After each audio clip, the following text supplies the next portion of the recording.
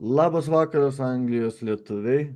Šiandieną pas mus yra Jolanta ir Vigitas.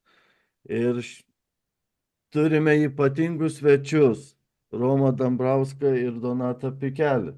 Labas vakaras. Sveiki, labas. Labas Sveiki, vakaras. sveiki. Tai norėčiau paklausti iškart paprastą klausimą.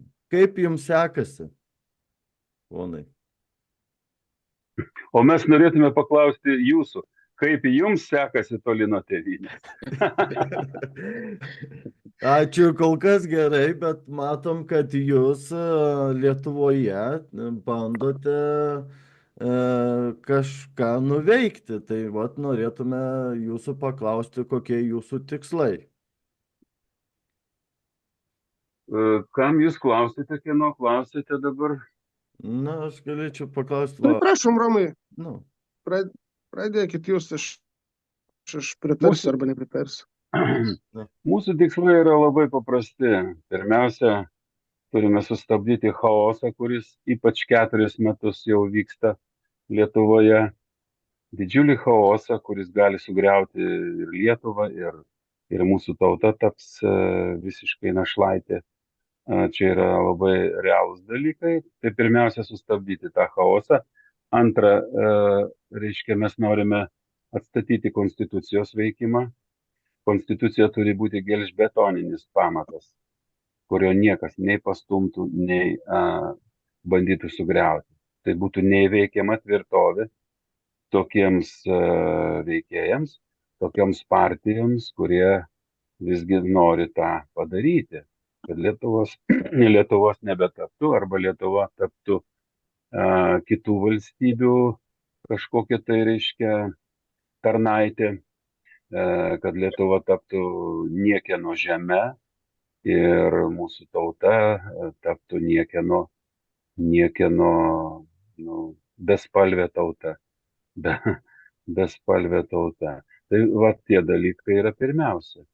O paskui tokie normalūs, rimti darbai turėtų prasidėti Seimo institucijos reforma, kurios nebuvo nuo pat konstitucijos laikų, nuo pat 92 metų. Visos reformos vyko tik tais ant žmonių kupros, kaip sakant, jo. Tos reformos ir iš žmonių buvo reiškia atimamas pagrindas gyventi oriai. Va, ir Seimo reforma. Kodėl žmonės klausia, sako, nu gerai, Seimo reforma, tai ką Seimą reikia reformuoti? Tai būtinai reikia reformuoti. Daug yra dalykų, kuriuos Seime reikia pakeisti. Naujasis Seimas atėjęs turi apsivalyti nuo neteisingų, negerų dalykų. Kas tai neteisingi dalykai. Nu, tarkim, reiškia, pirmiausia, pažvelkime į tuos straipsnius, kurie yra, reiškia, dėl Seimo nario, pavyzdžiui. Pažiūrėkime, Seimo narys. Dabar yra, reiškia, Seimo narys gali iki pat grabo lentos, reiškia, dirbti Seime, būti išrinktas ir panašiai. Mums tokių tikrai nereikia. Ilgamečių Seimo narių, todėl kad visame pasaulyje yra kadencijos, yra 2 kadencijos, darai pertrauką ir gali vėl toliau žygiuoti. Tai su Seimo nariais tas pats turi būti padaryta, nes likęs 3., 4. ir 5. kadenciją Seimo narys tampa diktatoriumi, jis jau nebežiūri, kur čia kaip, reiškia, geresnį įstatymą sukurti ar panašiai. Jis tiesiog jau yra mafijinis atstovas Seime, ką mes matome ir šio Seimo sudėtyje. Daug yra tokių amžinųjų Seimo narių. Va šitai būtent reikia išsivalyti nuo to.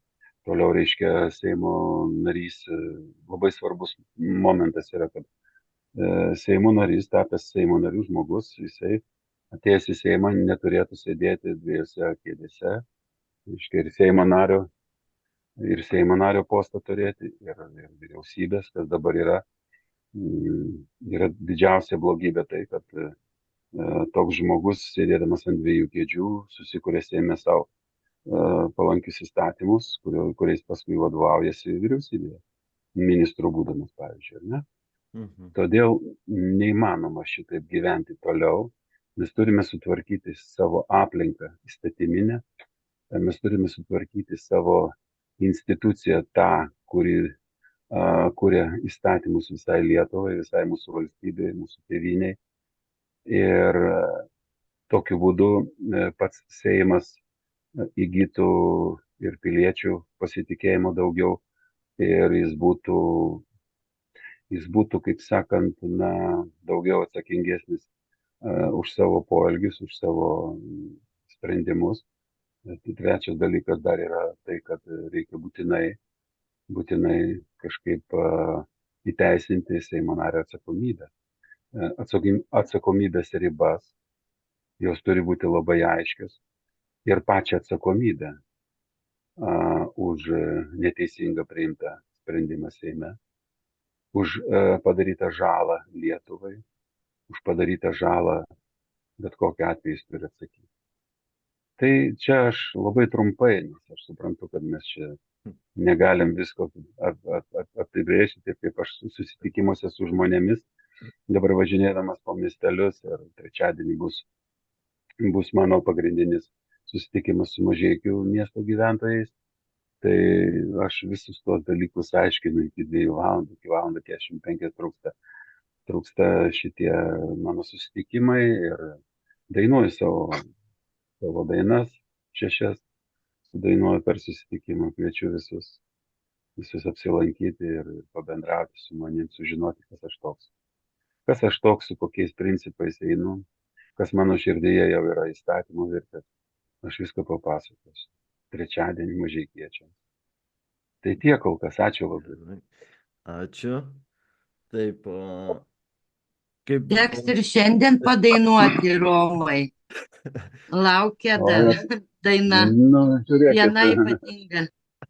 palaukit. Aš nepasiruošęs, aš ką tik išlipau iš automobilio, prasidėjęs 3,5 valandas kelyje. Atleiskit, tikrai nepasiruošęs. Vienas dalykas. Antras dalykas yra tai, kad ne visiškai metas dabar ir dainuoti. Dar nėra pasiekta pergalė ir neaišku, ar jinai iš vis bus pasiekta. O dainuosim, kada po rinkimų, tai tikrai galėsim sudainuoti visi kartu gerai ir sudainuosime būtinai. Aš pagrosiu su gitara, tada būtinai jums visiems dainą, kurią mes su jumis kartu esame sukūrę. Mes kartu vadinasi daina. Labai O šiandien prašom, dainuokite jūs. Labai šaunu. Už tą dainą labai dėkingi mes esame jums. Ačiū. Aš šitą dainą visuose susitikimuose dainuoju. Ir jinai yra labai gražiai priimama žmonių. Aš paaiškinu visada, kaip šita daina atsirado ir kaip jinai gimė, kad tai yra mūsų bendras darbas. Ir Romai, ir dabar paaiškinkit šitam įrašą tada.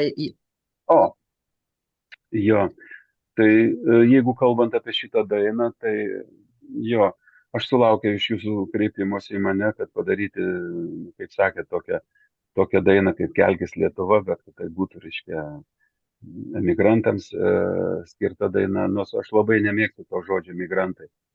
Aš geriau pasakyčiau išeiviams, mūsų tautiečiams, lietuviams. Ir, jūs davėte man žodžius savo parašytus, iš širdies parašytus žodžius. Ir aš kažką dar rašiau ten ir gavosi tikrai nuostabi daina, kurią aš labai, labai myliu ir dainuoju visose susitikimuose. Ir trečiadienį nuskambės Mažeikių kultūros centro pramogų salėje susitikime su manim. Va, ir aš ją labai myliu šitą dainą. Man rodos, kad jinai mano širdyje ir mano repertuare išliks ilgus metus, galbūt netgi visą laiką, nes tai yra daina irgi jūsų širdžių ir mano širdies toks kokteilis, labai gražus ir geras. Va, ir man jinai tikrai patinka. Oi, negraudinkit, Romai. Aš čia viena moteris tarp jūsų. Gerai. Ačiū. Taip, tai norėtume paklausti dabar Donato Pikelio, kaip jums sekasi?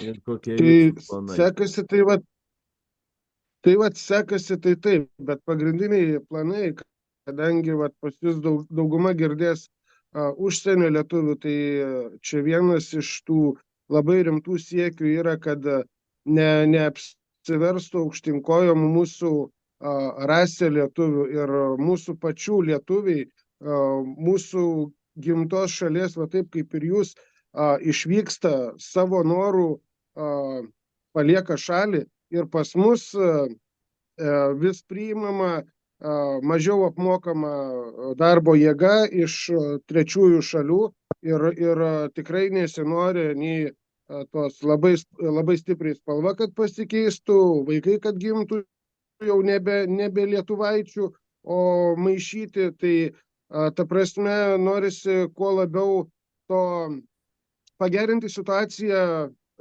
lietuviam grįžtant, pavyzdžiui, jaunom šeimom, ar tai grįžtančiom jaunom šeimom, ar kad jos neišvyktų, ar tai dalinai kompensuoti pirmąjį būstą, ar kažkas panašaus. Na, čia yra didžiuliai siekiai, bet jų reikia siekti.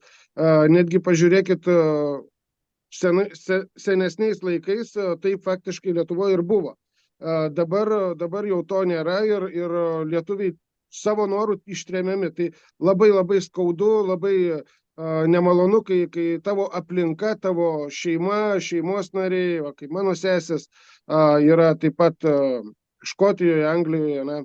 Ir kai pasikalbi su užsienio lietuviais, tiesiog esu paklausęs, kodėl jūs negrįžtat ir nekuriat čia verslo, tarkim, ten uždirbę. Tai žinokit, pasako paprastai, kai pasižiūri Lietuvos įstatymus dabartinius, kurios būtinai reikia keisti, nuėjus jau į darbo vietą, tai sako, mes grįšim čia, parvešim iš ten pinigus uždirbtus, juos investuosim, dar nepradėsim dirbti, mes jau pinigus prarasim, verslas net neįsilinguos ir mes jau vėl gausim vykti uždarbiauti į užsienį, vėl busim nori, nenori ištremti. Tai čia yra esminiai dalykai, kad smulkiajam verslui turėtų būti labai didžiulės nuolaidos, didžiulės išimtis ir leisti tikrai, tarkim, ir tą pajamų mokestį iš vis jo, tarkim, netaikyti kurį laiką, kol verslas įsibėgės, kol jau galės pradėti pilnai dirbti ir kada jau tikrai yra uždarbis, tada jau, nori, nenori, mokesčiai yra, juos mokėti reikia, bet juos, sakyčiau, reikia pradėti mokėti tada, kada tu jau gali mokėti ir turi iš ko, kada verslas uždirba. Tai, sakyčiau, tokiu atveju gal tikrai daug užsienio lietuvių grįžtų atgal į savo šalį ir pradėtų čia savo versliukus. Tų konkurencijos labai didelės gal ir nėra. Ir vien todėl, kad tiesiog niekas nebenori rizikuoti, pradėti kurti verslo Lietuvoje, nes tiesiog neišsilaikysi.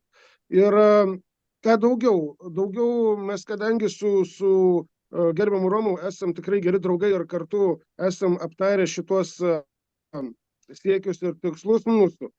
Tai faktiškai Romas beveik viską ir pasakė iš pačių pagrindinių dalykų, ką reikėtų tik nuėjus siekti ir keisti. Tas pagrindinis dalykas yra, kad daug Lietuvoje įstatymų yra viršijančių konstituciją. Ką tikrai reikia peržiūrėti ir tuos įstatymus arba panaikinti, arba pataisyti taip, kad jie negalėtų viršyti konstitucijos. Konstitucija vis dėlto yra mūsų aukščiausias dokumentas ir jo joks įstatymas negali viršyti. Tai šiuo klausimu turbūt tiek, nes tikrai Romas daug ką pasakė, o mūsų mintis labai sutampa. Tai ačiū, tai gal Jolanta norit paklausti? Aš tiesiog ne tai, kad paklausti norėjau, aš kol klausiausi Romo, o pratęsė Donatas, tai man žinot, kas galvoje kirbėjo, toks labai paprastas pasakymas - sanitarinis valymas, išvalymas iš visur sanitarinis. Vat tiesiog taip užsiciklino. Ir tas tiesa. Labai atsiprašysiu, šitą sanitarinį išvalymą gali padaryti tik žmonės gyvenantis užsienio lietuviai, kurie turi teisę balsuoti, ir mūsų Lietuvos gyventojai vietoje esantis, kurie gali balsuoti, tik jie gali šitą jūsų minimą sanitarinį išvalymą padaryti. Už juos niekas kitas nepadarys, ypač jeigu nueina balsuoti tik tai 40% ir tai ne visada traukia 40%, kartais ir 37%. Tai jeigu nueitų bent 70%, tai aš manau, kad tą sanitarinį valymą tikrai būtų daug lengviau padaryti. Ir tai turi atlikti, sakau, paprasti žmonės, va tie mūsų gyventojai. Nu, Lietuvoje Mes taip, patys.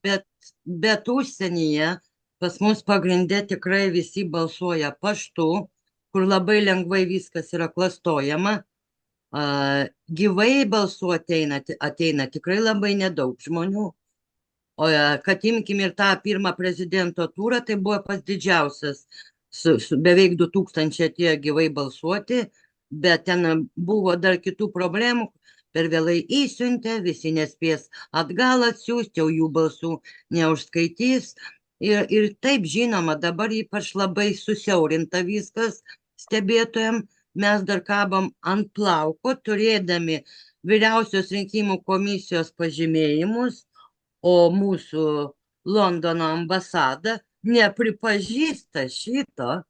Tai ką daugiau besakyti, nes jie pamatė, kad atsirado per tiek metų, pirmą kartą atėjo toks desantas ir nuskambėjo per visą pasaulio lietuvių apygardą ir Lietuvoje visi žino, nes buvo minimi tie Londono stebėtojai. Tai matot, kas ir mūsų laukia. Aišku, mes eisim iki galo, kaip ten bebus, nebent aplink ambasadą, kaip jau toks atvejis yra buvęs, Landsbergis kreipsis į Anglijos teisėsaugą ir ambasadą apstatys policininkais, kad neprieitų mūsų stebėtojai. Nu, aišku, aš juokauju, bet niekada nežinai, kas gali būti. Nu jo, na žiūrėsim, tai ateis ta diena, jau čia liko tik tai kiek čia, 6 dienos ir toj. Taip, Donatai.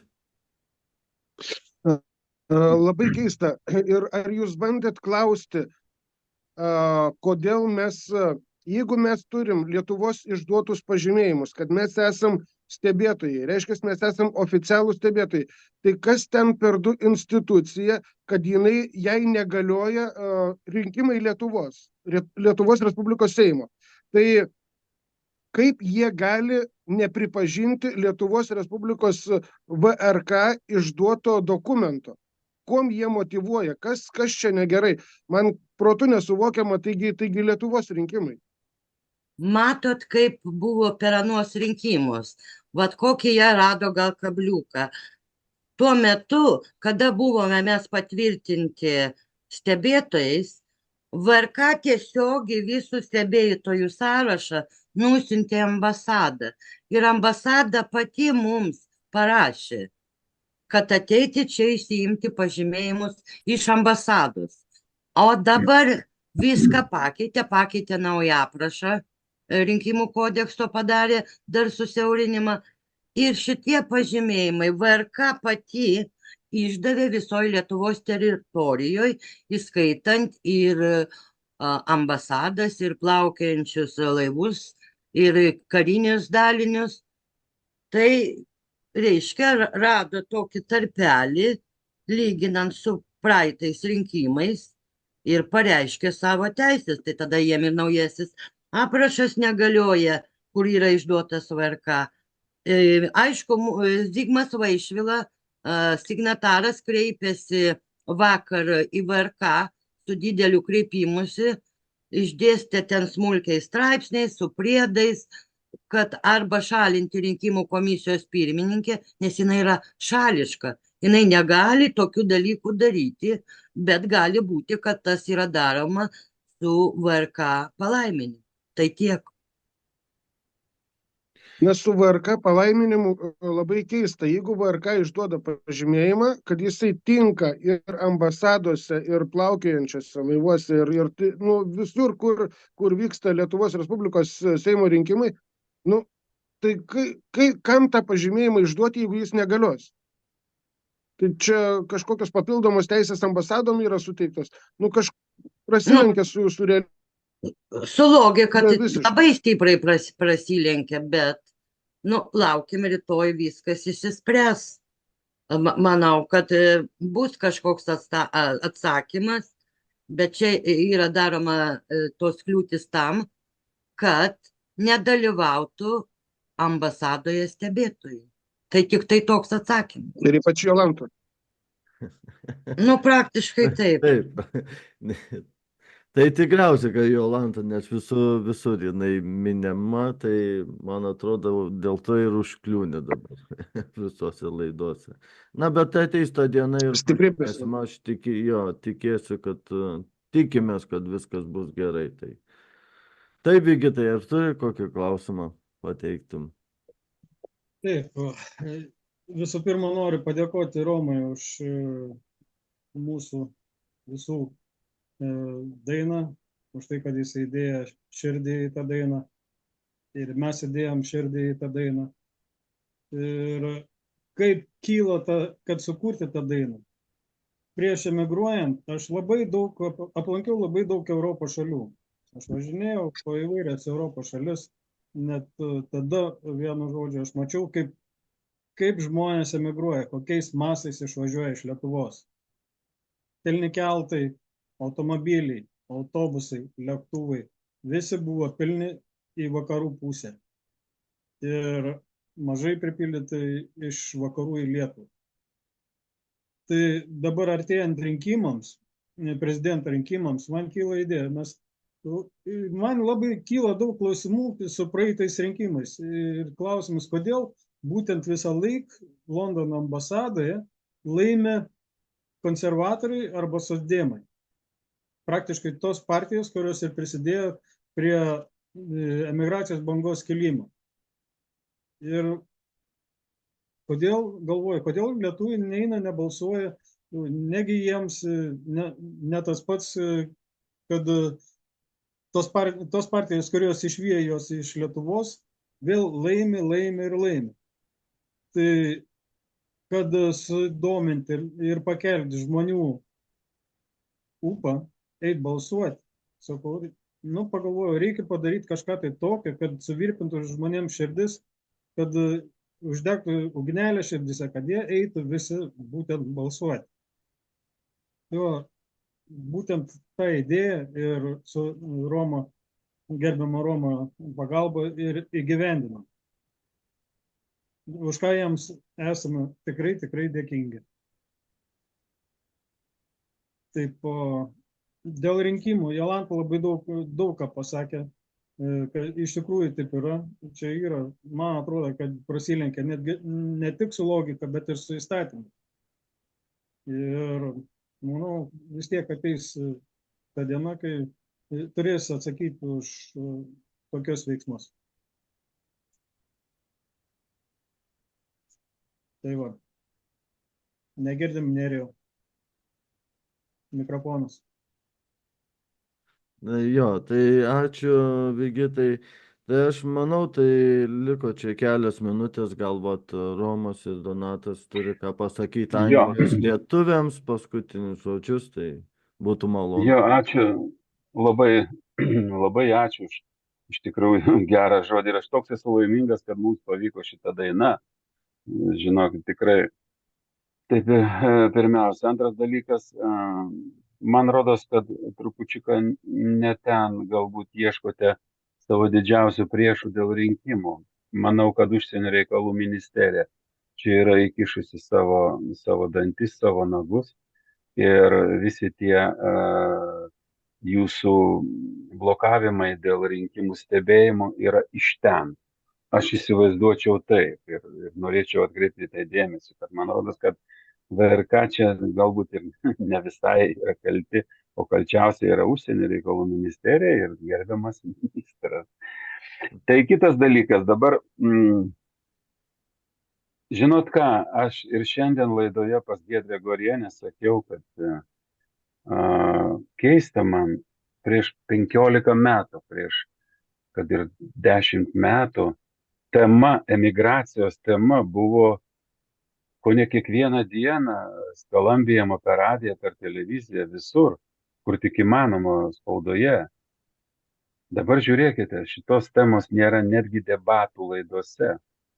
Jūsų problemų nėra ten. Tai kas dėl to kaltas?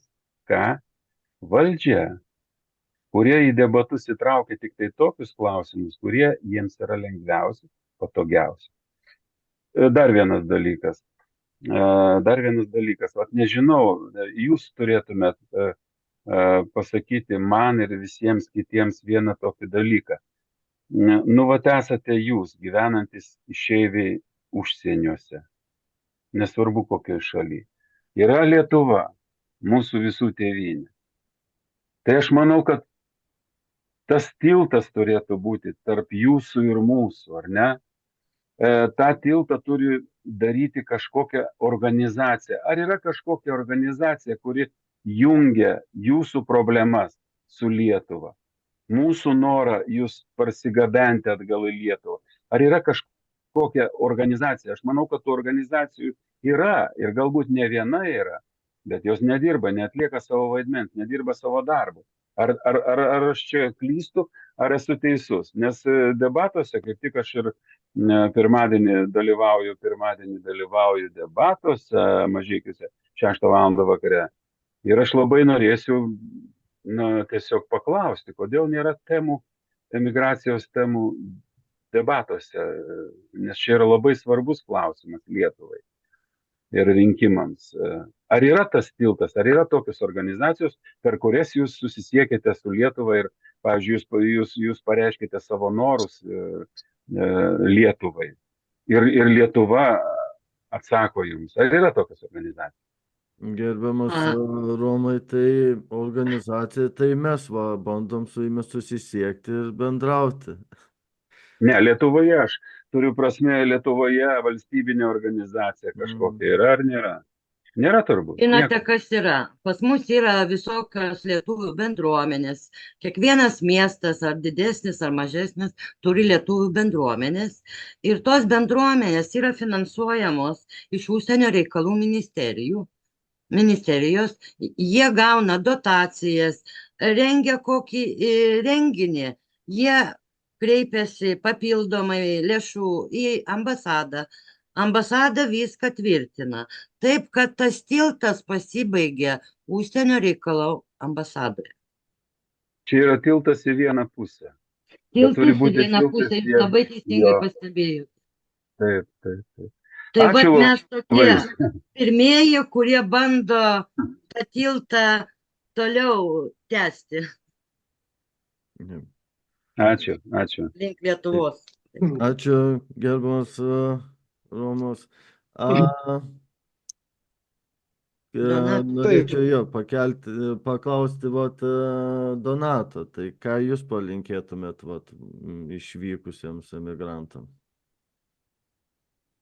Tai va, visų pirma, norisi jums labai padėkoti, kad jūs dirbat, kad jūs stebit net Lietuvoje vietoj susirasti, kur vien lietuviai gyvena ir kad tikrai nueitų stebėti yra sudėtinga. Jūs tokį darbą darot užsienyje būdami, tai čia jums yra milžiniška padėka. Norėčiau atkreipti dėmesį, kad prisijungtų kuo daugiau tų užsienio lietuvių prie jūsų, kad dirbtumėt kartu ir galų gale būtų tikrai kuo mažiau klastojimų, kuo mažiau netitikimų, ką mes girdėjom iš popreitų rinkimų, iš jūsų lūpų, kiek jūs pastebėjot visokių negerumų, tai jie turėtų išnykti.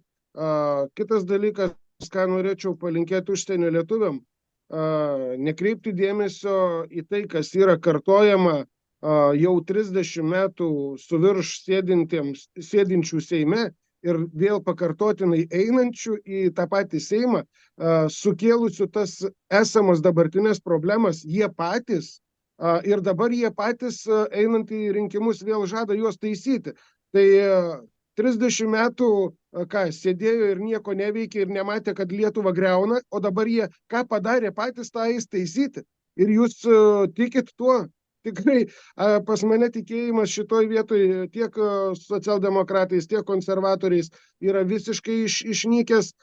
Pats ilgą laiką stebiu ir politikuoju ir bandau žvalgytis ir labai arti politikos visada esu ir bendrauju ir su politikais. Tai tik vienetai šiai dienai Seime yra tikrų politikų, kurie dirba žmonėm. Tai norėtųsi, kad išsirinktumėt naują kartą, turit labai didelį šansą, neužmerkit akių, kad iš ten gaunam dotacijas žinom, iš kur gaunam, nes užsienio reikalų ministras yra konservatorius, ir tikrai negalvokit taip, kad jeigu jo neliks ir dotacijų. Aš manau, kad rasim bendrą kalbą ir tos dotacijos gal bus netgi dar didesnis, jeigu jūs parodysit tai, kad jums tai tikrai reikalinga. Nereikia įsikibti į vieną diržą ir jo laikytis, kol jūs nutems nežinia kur. Tai tiek. Ačiū. Taip, Vigitai, tada norėjot paklausti. Taip, aš norėčiau paantrinti Donatai. Iš tikrųjų, taip ir yra. Mes dalyvavom debatuose kandidatų į Seimo narius. Ir ten sisteminių partijų atstovai vis žadėjo, ką jie padarys, ką jie žada daryti, bet jie nieko nepasakė, absoliučiai nieko nepasakė, ką jie jau yra padarę.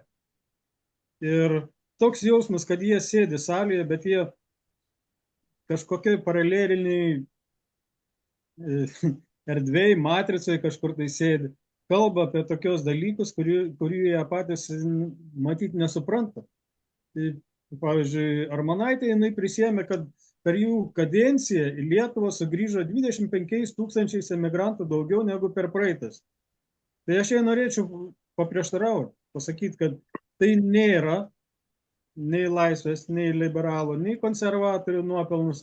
Tai buvo surišta su tuo, kad buvo Brexitas ir Anglija įstojo iš ES ir žmonės, kad jie nebuvo susitvarkę dokumentų, jiems paprasčiausiai buvo atsakyta, kad jie gali pasilikti šalyje ir jie buvo priversti sugrįžti. Tai vienas dalykas. Antras dalykas buvo surištas su pandemija. Pandemijos metu vėlgi labai daug kompanijų buvo užsidarę ir labai daug kas neteko pajamų, darbų ir vėlgi nuomotis nekilnojamą turtą čia Anglijoje ir išlaikyti jį yra labai brangu. Ir jie buvo paprasčiausiai priversti vėlgi sugrįžti į Lietuvą. Tai yra surišta su tapusiam aplinkybėm, jokių būdų ne su jų nuopelnais. Ir mano manimo, dabar vėl lipt ant tą pačią grėblę kelintą kartą, tai nežinau, šiandien šalmai nepadėtų kaktoj guzą įsistatyti. Tai labai turėtų žmonės apsvarstyti, už ką balsuoti ir ką rinkti. Ir rinkti atsakingai, galvojant apie ateitį, o ne kartuoti tas pačias klaidas. Ne taip, sutinku aš su tavim. Taip, Donatas, taip, prašom. Dar truputėlį, Vigita, norėsiu papildyti. Taip, iš tikrųjų, po Brexito, kas neturėjo susitvarkę dokumentus, jie buvo priversti grįžti, bet jie grįžo ir iškart ieškojo darbo kitose šalyse, Norvegijoje, Švedijoje, dar kur nors. Tai esminis dalykas yra tas, kad gerai, jie grįžo, tuo tarpu užfiksuota, kad jie grįžo, bet ar užfiksuota, kad jie po poros trejetą mėnesių jau išvyko į kitą šalį? Tai čia, kad grįžo, tai nereiškia, kad grįžo su visam. Jeigu būtų, kad su visam, tai aš dar sutikčiau. Šitoj vietoj tai tikrai ne su visam. Romai. Tai va, na taip, čia jūs teisingai sakot. Tai aš manau, kad reikia mūsų brangius svečius paleisti jau. Kaip aš suprantu, labai esate užsiėmę, tai aš sakau. Aš dar norėčiau vieną žodį. Taip. Aš dar norėčiau vieną žodį. Kada jūs gausite biuletenį, pažiūrėkite partijų sąrašų, reiškia, biuletenyje į patį viršų, ten pamatysite sąrašas numeris 1 yra toks, reiškia, ir ten parašyta Tautos ir teisingumo sąjunga, Ir paskui žiūrėkite, pažymėję kryželiu šitą, žiūrėkite biuletenio apačioj ir matysite 5 langelius, kuriuose įrašykite numerius. Dėmesio 50, 57, na ir 5. Tai yra mūsų numeriai. Mūsų numeriai. 20 ir Šitą 30. atsiminkit, ir ką? Ką Dar dar? 20 ir 30. Nu, aš pasakiau 20 ir 30 į mūsų Taip. penketuką. Taip, kad mėlyje užsirašykite dabar ant lapelių, kaip reikia elgtis. Ačiū visiems, noriu pasakyti už pakvietimą į pokalbį. Ačiū labai. Linkiu sėkmės ir laukime jūsų Lietuvoje. Taip, dėkui Jums, Ačiū. kad prisijungėte, atradot mums laiko, tai Jums taip pat, Jums linkime viso geriausio ir pasiekti savo tikslų. Ačiū, iki kito karto. Ate. Ačiū labai. Ačiū. Iki. Ačiū jums. Ačiū. Iki. Iki.